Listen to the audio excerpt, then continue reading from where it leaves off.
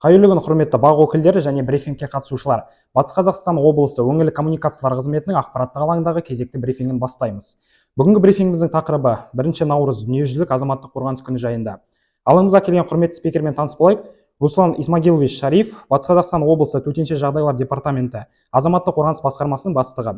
Ендеше Руслан Исмагилович, дүниежүзілік азаматтық қорғаныс күні жайында сөз тізгіні өзіңізде. Рахмет. Қайырлы күн, құрметті облыс тұрғындары, бұқаралық ақпарат құралдары. Бәрімізге мәлім, жыл сайын біздің елімізде және дүние жүзінде 1 наурыз күні азаматтық қорғаныс күні атап өтіледі. Бұл күн тек қана біздікі емес, бұл күні де алғыс күні деп айтылады. Бірлесе отырып, осындай алғыс күні және дүниежүзілік азаматтық қорғаныс күніне бірталай іс-шаралар және де бізге халық тұрғындарының атынан келіп жатқан алғыс хаттар өте көп.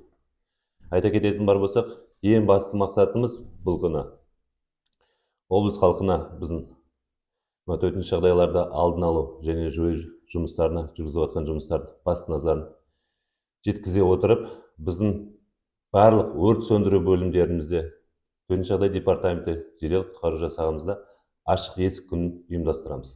Осы ақпан, наурыз айларында бүкіл бұқаралық ақпарат құралдары болсын, бүкіл білім мекемелері болсын, жоғарғы, кіші буындарды соны атай өтетін бар болсақ, бүгінгі біздің тұңғыш президент алаңымызда сағат 16:00-де ашық есік күні ұйымдастырудамыз. Оған 500-де жуық оқушылар келуді жоспарлап отырмыз. Әр өрт сөндіру бөліміне келген кезде кішігірім ғана болады, біз жалпылама барлық техникаларды қандай осы соңғы үлгідегі, қазір білесіздер, біздің трансформация жүргізіліп жатыр, төтенше жағдай министрлігі. Көптеген техникаларымызды жаңа үлгідегі алып, соны біздің жас буындарға жеткізуге. Енді ең басты назарымыз бұл мейрам, бірақ мейрам кезімізде біз осы профилактика жұмыстарды және де төтенше жағдай кезінде өзінің іс-қимылдарды үйрету басты мақсатымыз. Енді қандай іс-шаралар өткізіледі? Айта кететін бар болсақ, біз осы ақпан айының ортасында облыс әкімінің орынбасарымен іс-шара жоспарын бекіткенбіз. Іс-шараға сәйкес ең біріншіден алғыс хаттарды айту.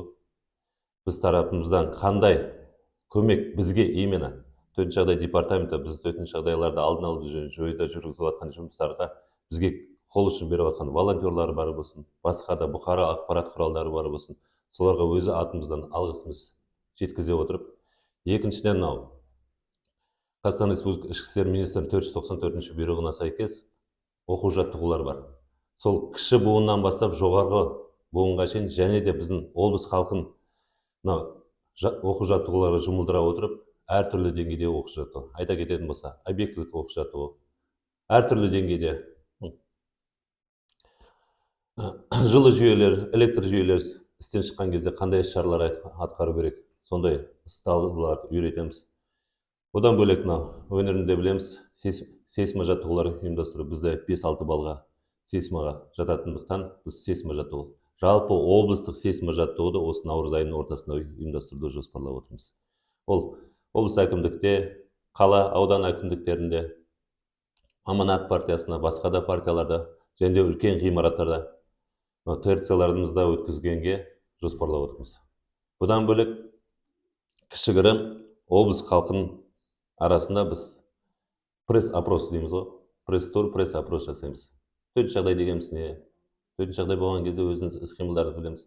Ол кіші буыннан бастап, ең кішкентай балдардан бастап, жоғарғы зейнеткер кісілерден сұрай отырып, енді сұраған кезде кішігірім осы азамат қорғау заңында қарапайым білім деңгейлерін біліп, өзімізге қандай профилактика жұмыстарды жүргізу. Енді айта кететін бар болсақ, бәріміз білеміз, бізде кезең-кезеңмен төтенше жағдайлар болады. Қазір таңда мынау жылыту маусымы болып жатқаннан кейін көптеген тұрғын үйлерде біз өрт қауіпсіздік профилактика жұмыстары жүргізіп жатырмыз. Ол датчиктерін қоя отырып, адамдардың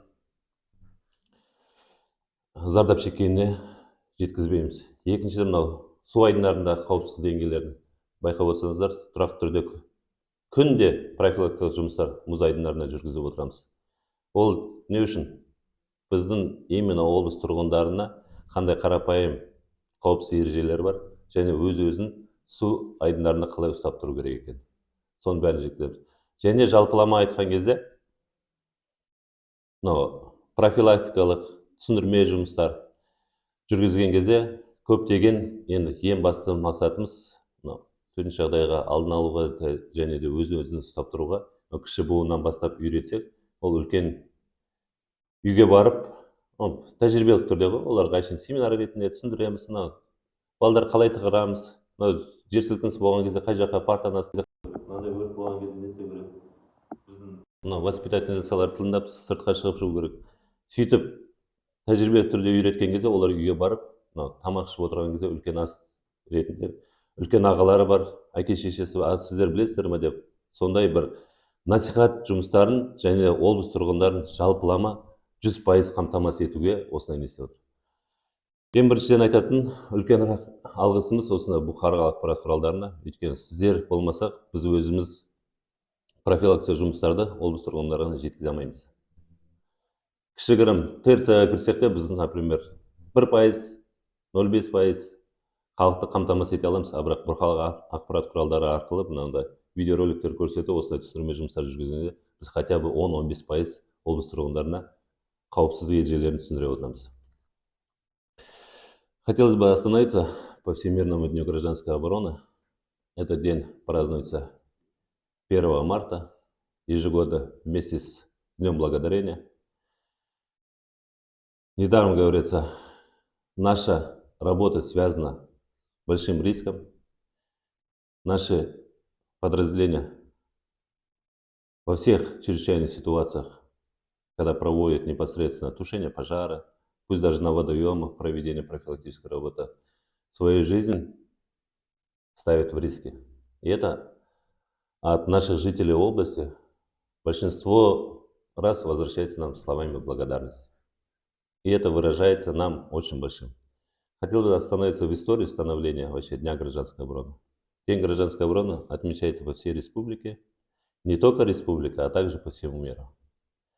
В 1972 году создана была Международная организация гражданской обороны. В нее сейчас вступает 58 государств. Мы указом президента тоже вступили.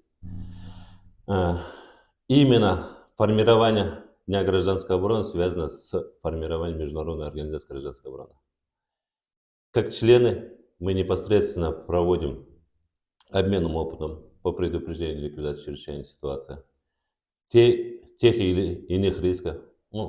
Хотелось бы по нашей области остановиться. В прошлом году одни из крупных паводковых ситуаций у нас произошло. Как вы знаете, информационной системой нашим министром предпринимаются всякие рода мероприятия, в том числе и обмен опытом. Наш министр посетил очень много государств. Много государств откликнулись и оказали содействие по профилактической, предупредительной и ликвидационных мероприятиях именно в паводковой ситуации. Нам оказали большое содействие, как необходимо, расстановку группировок сил и средств.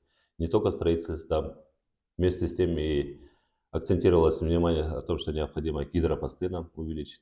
Для того, чтобы прогноз проходящих вод осуществлять, это необходимо нам гидропосты. Гидропосты Советского Союза были, как все знаете. На сегодняшний момент у нас обновление произошло. Сейчас в электронном варианте. Уровень поднятия уменьшения автоматически фиксируется. Это тоже нам позволяет очень большое внимание акцентировать. Все эти мероприятия связаны с непосредственно созданием Международной организации гражданской обороны. В чем заключается празднование? Празднование для нас это для того, чтобы акцентировать внимание и обеспечить население нашей области знаниями в сфере гражданской защиты, а именно как действовать в той или иной чрезвычайной ситуации. Все мы связаны, как вы знаете, наша область связана с большим риском. Все виды чрезвычайных ситуаций у нас есть. Основное это, как мы говорим же, все пословицы есть. Вода и огонь это большой риск создает нам. Никто не застрахован. Каждый день мы играемся возле водоемов, а когда он может треснуться и провалиться под лед, мы никто не знаем. Есть правила безопасности на водоеме, описаны приказом министра внутренних дел номер 34. Там толщина льда должна быть для массового посещения более 30 сантиметров, а для одиночного 10 сантиметров. Кто из нас, жителей, когда мы уходим на водоем, а именно рыбная ловля, осуществляем замер? Никто. Мы индивидуально можем запросить указ гидромета, какая толщина льда на том или ином водоеме. В той же степени и на нашем официальном странице мы тоже распространяем эту информацию и проводим. Значит, благо, эта задача праздновать и праздновать в той степени, то, что нам необходимо обучить население. Сегодня планируем для всех учебных заведений, мы открыты. На площади Первого президента хотим в 16:00 провести день открытых дверей. Это не каждую нашу пожарную часть просто открыть, а всю технику, которая имеется, снаряжение, какие имеются у нас кинологические расчеты, поводные, для тушения, для эвакуации технику. Мы все это будем на площади Первого президента в 16:00 выставим. Более 500 человек учеников планируется посетить, показать им. И у детей как зарождается? Зарождается визуально сейчас. Формирование в школе это визуально. Если мы покажем, как это происходит, например, на автолестницу пару детей с спасателем посадим и автолестницу полностью на 32 метра, если высветим, они посмотрят, как это быть на высоте и как спасать людей.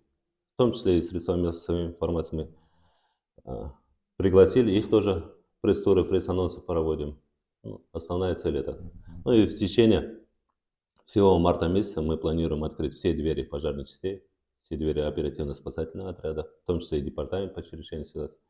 Кому интересно, это средства массовой информации, волонтеры, а также учебные заведения, мы открыты. Много заявлений нам сейчас поступает, мы готовы открыть, показать технику, как проводим профилактические мероприятия в том или ином. На сегодняшний момент в связи с предстоящей паводкой мероприятия, как и президент, правительство, также министерство, также и в лице акима области проводятся превентивные мероприятия. Все видят в средствах массовой информации, аким области постоянно обследует то или иное дамбу, то или иной водоем на предстоящей паводке. Значит, активно проводится работа профилактических мероприятий. И согласно законодательству хотел бы акцентировать внимание, что такое вообще гражданская оборона. Гражданская оборона – это составная часть государственной системы гражданской защиты. Государственная система гражданской защиты создается в правительстве, в области. Ее возглавляет на республиканском уровне премьер-министр, а на областном аким области. Мы, значит, являемся составной частью. Для чего создается? Для защиты населения, объектов от чрезвычайной ситуации природного и техногенного характера. Значит, все то, что связано с защитой, мы проводим в этих целях. И гражданская оборона – это единственное подразделение, которое занимается непосредственно обучением населения, профессиональное обучение. Есть 3 уровня: республиканские областные курсы. На республиканской это у нас в Алмате обучается. И у нас есть областные курсы, которые бесплатно обучают правилам поведения той или иной, а также обучают законодательству в сфере гражданской защиты. Все эти мероприятия будут подытожены, и в середине марта мы хотим провести общеобластную сейсмотренировку. Задействуем всего населения.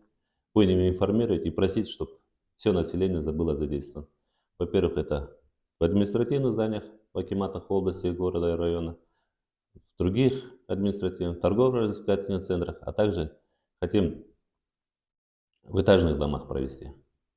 Если жители будут приветствовать, мы готовы оказать содействие, разъяснить, как правило. Согласно строительной норме и правилам 2017 года, у нас область 9 населенных пунктов попадает под 5-6 бальные. 5-6 баллов это у нас не разрушительное землетрясение. Все вы знаете историю, если землетрясение, последнее землетрясение на территории области это Шалхарское 2008 года, где у нас было почти 6 баллов. Максимальные 6 баллов, которые возможно были, произошли.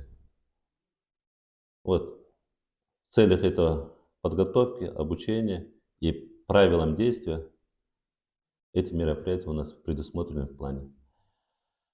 Если есть вопросы, я готов ответить. Вкратце у меня. Рахмет, құрметті бақ өкілдері, сұрақтарыңыз бар ма?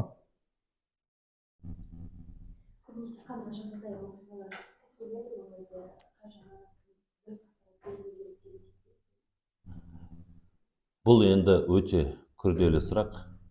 Мен айтқандағыдай, бізде мезгілімен келіп жатқан төтенше жағдайлар өте көп. Мысалы, қазіргі айтатын болсақ, жылыту маусым кезінде қазір улану оқиғалар көп. Өрт оқиғасы өте күрделеніп өсіп жатыр бізде. Біз жүргізіп жатқан профилактикалық жұмыстар, енді әр үйге 2 реттен хотя бы жылыту маусымында кіріп шығып түсіндірме жұмыстарын жүргіземіз. бірақ ол еленеді ма еленбей ма, ол әр тұрғындардың өз назарларына. Бұдан бөлек айтатын болсақ, тек қана өрт емес бізде де басқа да жазатайым оқиға, терезеден құлау оқиғалары өте көп. Заңнамаға сәйкес қазір өзгерістер енгізіп жатыр, қауіпсіздік датчиктерін қойсын деп ше, защита от блокиратора дейді ғой, сондай қойсын деп. Бірақ көптеген оны еленетпейді. Бірақ күрделі оқиғалар өте көп. Жоғары қабаттан құлап жатқан балалар бар. Бірақ біз осындай датчиктер қоя отырып қауіпсіздік қамтамасыз етуге болар еді. Су айдындарына тоқталатын бар болсақ, су айдындарында да зейнетке шыққан кісілер үйде отырғысы келмейді, балық аулау оқиғаларын. Оларда шыққан кезде оларды елемейді, қауіпсіздік деңгейлері. Біз айтамыз, құтқару шилс болу, құтқару келдеушесі болу, арқан болу керек, таяқ болу керек, онда ештеңеге елемейді. Енді біз әкімшілік жауапкершілікке тартуымен ол да оқиға емес, бірақ түсіндірме жұмыстарын әр сана сезіміне осындай түсіндірме жұмыстарының арқасында кіретін бар болса ол. Бірақ барлық жерде бізде қауіпсіз нелер бар. Енді қазіргі таңда жылу мезгілдері басталғанымен көп қабатты үйлерде қазір орысша айтқан кезде сосульки пайда болады. Оларда қағу оқиғаларын, олардың астарында жүрген кезде олар бастарына құласа, ол да жазатайым оқиғалар. Әр жерде күтіп отыр, бірақ өз-өзімізді айтады ғой, адам өз-өзіне қауіпсіздік жасау керек, сол кезде қауіпсіздікпен қамтамасыз етілеміз. Скажите, пожалуйста, мероприятие, о котором вы говорили, будет на площади Первого президента, будет завтра? Сегодня будет в 16:00 проводиться. Сегодня планируем, проинформировали. Это произошло так, как вообще мы празднуем 1 марта, но в связи с тем, что на выходной день выпадает, большинство учебных заведений будет отдыхать, мы не хотим отвлекать детей от их выходных. В связи с этим на один день мы отложили. Хотели до обеда провести, но в связи с большими массовыми мероприятиями по городу получилось на 16:00 лазейку поймать. И с 16:00 мы допоздна хотим. Кто придет, максимально никого не можем выгонять, всем будем добры. И с управлением предпринимательства меморандум есть, большое спасибо им, они окажут содействие, и там мы горячим питанием хотим. Хотя бы чай для школьников дать, чтобы согреть, и горячее питание. Будет массовое мероприятие, это час-полтора, на улице, если посмотрите, уже -10, -7. То же самое, детей не хотим обморозить в связи с этим. Все мероприятия всесторонне предусмотрели и стараемся, чтобы интересно провести. В том числе и планируем для младших детей, клоунов и так далее, позволить, чтобы они тоже их развлекали, чтобы было интересно. Жақсы, сұрақтар легі аяқталса, Руслан Исмагилович, алаңымызға келіп ақпаратпен бөліскеніңіз үшін алғыс айтамыз. Алдағы жұмыстарыңызға сәттілік тілейміз. Осымен брифингімізді аяқтаймыз. Аман, сау болыңыздар.